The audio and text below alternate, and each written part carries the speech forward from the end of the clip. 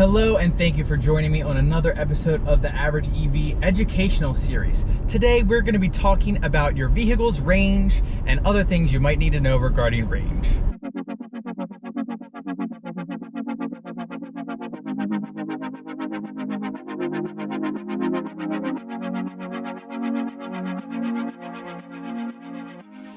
Alright, so range, simply put, is how far can your vehicle go on a charge.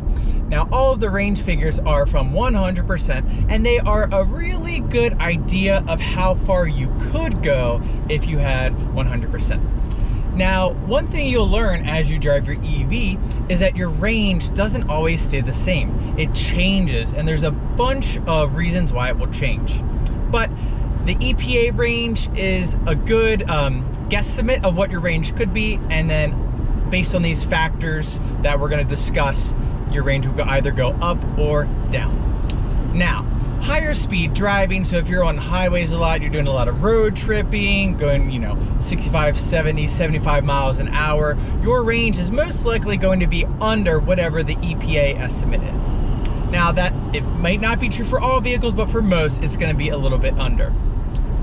If you do average speed, local driving, a little bit of city, a little bit of back roads, something like that, the EPA might be pretty close to what you're actually going to get. And in many cases, you might even get more than the EPA range. For example, my Kona is rated at 258 miles with the type of driving I do, and in normal weather, I usually get anywhere from 290 to 315 miles, which is way more than the EPA rated range. Now, there are several factors that do affect your range, and this is gonna just vary depending upon you and where you live and other things. So first, the weather, more specifically the temperature, your individual driving style, the cargo weight of your vehicle, road conditions, so if the road is wet or dry, and tires. So if you maybe have a smaller tire or bigger tire, or maybe you get a more aggressive tire for the winter or anything like that, that is all going to affect your range. It is very important for you to be aware of the things that affect your range so that you're not confused as to why your range decreases or maybe increases. Okay, so I don't want to be too specific, but I want to give you a little bit of an idea of how some of these factors could affect your range. So for example, if the temperature is really low, freezing temperatures or below, you're typically going to have a lower range. And if it's like moderate temperatures or warmer, you're typically going to have the rated range, or maybe if you're lucky, a little bit above. Another example is maybe you get some bigger tires than the stock tires of your vehicle.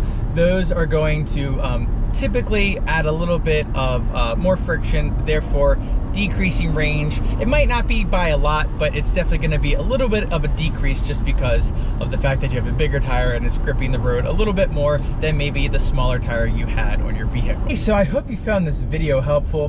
Range is obviously something important that EV drivers should be aware of, but something you shouldn't be too worried about. If you're the average commuter, it's really not going to be that big of an issue for you.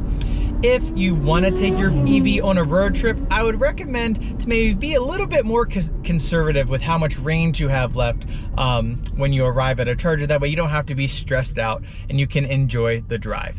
Again, I hope this video was helpful, and I will catch you all next time.